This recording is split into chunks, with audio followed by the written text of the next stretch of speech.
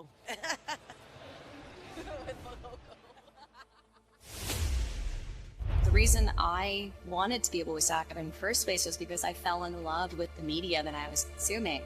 So knowing that I can go into the booth and record and help tell just a fraction of a really beautiful story, that I'm going to have an impact on people, and that I can give back to the weird little teenagers like me that latched on to video games and anime and cartoons and just loved them and loved living in those spaces.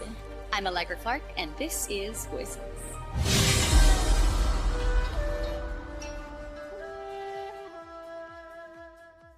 I may be just a schoolgirl, but now I'm a schoolgirl with a giant robot! So I am originally from New York City. I am born and raised. My dad made commercials when I was growing up. He worked for a couple different companies that did it. I grew up kind of in front of the camera doing on-camera commercials and very occasionally a little bit of VO.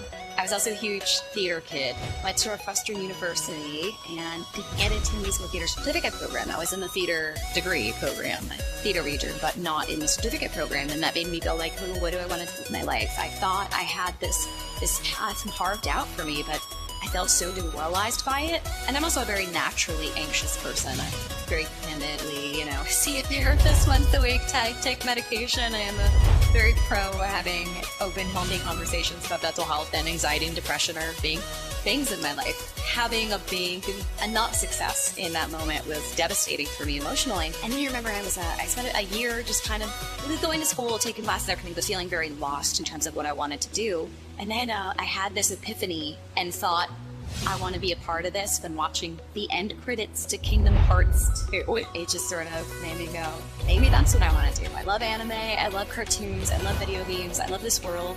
Why don't I take this thing I'm already studying and steer it in a specific direction towards this medium or several media that I already love?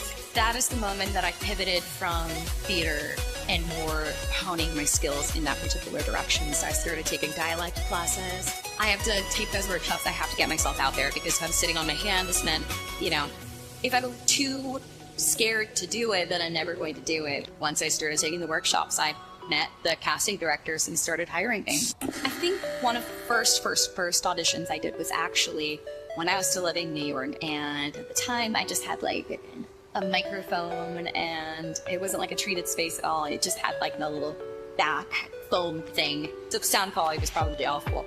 But I remember being so nervous because Dragon Age is one of my favorite franchises, and I'd gotten the opportunity to audition for it, and I was like, oh my gosh, I want this so badly. And initially I didn't book it. I actually read for the character and ended up booking twice. And it was the second audition after I'd already gone in and done some side character for them. They were like, wait, can you have me reread Willow's character? And when I reread for the character, I would have stopped placing the weight of the world on a single audition. Now I audition for projects all the time, daily, however many a week I do. I know it varies week to week, but a lot. It is an industry filled with rejection. Beautiful artistic expression and everything, but you're not booking most of the stuff you audition for, and you have to get over that. And you can book like 6 really great projects, but then not book the one project you really wanted. And are you gonna hyperfixate on the one project you really wanted, or are you going to enjoy the 6 other projects you get to work on? I think the biggest thing that I would change is I wouldn't tie my self-esteem to that audition, because not booking it initially was the reason why I thought I'm leaving the industry, and made the decision to move to Seattle and try to find a job in marketing and everything, and oopsies, I booked it. I'm still a very anxious person, but I'm definitely a more confident person in the sense that I think now I'm established and secure enough in my career that I can look at things and just be like, still work. I just try to enjoy what I have rather than hyperfixate on the things I don't have, because, it's very easy to fall into that trap as self-love anxiety. Sometimes I just kind of walk in, read it once ahead of time, and then just kind of dive in and see what my instincts tell me. I realize that sometimes my first instinct is the right one, or at least the most honest one. I'm very, very lucky. My agency has a booth director So oftentimes I try to go in like once, sometimes I went in twice this week, just to like go in and read, because I know that when I'm by myself in a room, I will do 7,000 takes and I will micromanage and I will take a sentence from one take and splice it onto another thing and drive myself absolutely at the wall. But I know Monique is just going to be like, no, that sounded good. And if there's a line that she wants me to retake or that I want to retake, I'll reapproach it.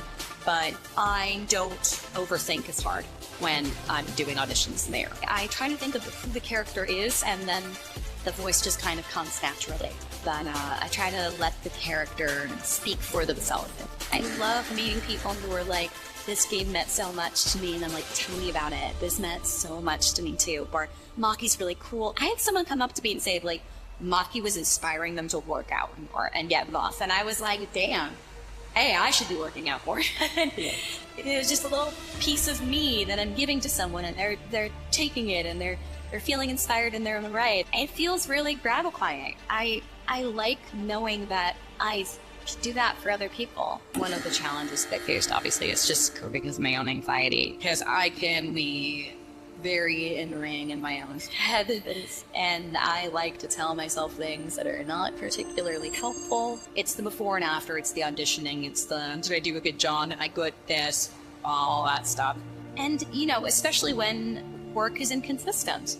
We are in an industry where, you know, it's feast or famine sometimes. Sometimes you're like busy, you're working every single day, 8 hours a day, doing all this stuff, and then you have a month where you're not working at all. And it's so easy to you sit there and just be like, oh, my was over. The number of times I have said that to like my agent or my boyfriend or my parents, and they're just like, you're being silly, Allegra. I'm like, I know I am, but also, what if I never work again?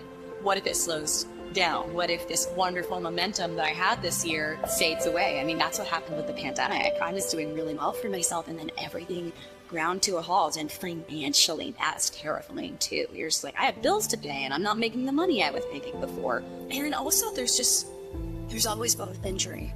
And I developed a polyp, actually. It's very small and very manageable. But when I first got that diagnosis that, you know, I have a small polyp on one of my cords, it was terrifying. I know where my lemons are, and if I feel like I shouldn't audition for something because I think it's going to be too globally stressful, then I just don't. You know, I'm a classically trained soprano, and I'd like to keep it that way, and I don't want to irritate my cords. And it's very scary when you lose your voice. It's super, super scary, and, you know, this is the moneymaker. It's like, if people would be so snobby about that kind of thing, and look, I understand. If I start watching something in Japanese or whatever language of origin it is, I like listening to the language of origin because I really like hearing performances and whatnot. And if I have a specific voice in my mind, if I hear something that's slightly different that isn't like a one-to-one match, I can understand being like, well, I don't know if I like this as much. You love what you're used to, and that's totally normal. And I completely understand people having preferences. You don't have to tell me you don't like my performance as much as you like the Japanese performance. It's totally okay. You still need to express it to me personally. It hurts my feelings. You don't have to be a hater. Just like what you like. Let people like what they like. Kind of excited about just like the general storytelling opportunities that have been unlocked. You know, I feel like the games I'm working on, it season really beautiful and innovative stories. It felt so unique and wonderful and satisfying to work on. The existential threat of technology replacing us aside, I feel like, I don't know. I like seeing more diverse voices creating stories because that creates new stories for us to tell. And that is an incredibly satisfying thing for me as an actor. People love what we create, and that makes me happy and fills me with love and joy, and then I use to break into all the new characters and new sessions or next episodes or whatever it is of work that I do, and it motivates me, keeps me going, and doing it for you. I'm also doing it for me because it makes me happy. I am the hunter the gods have sent. Our Father, give me sight.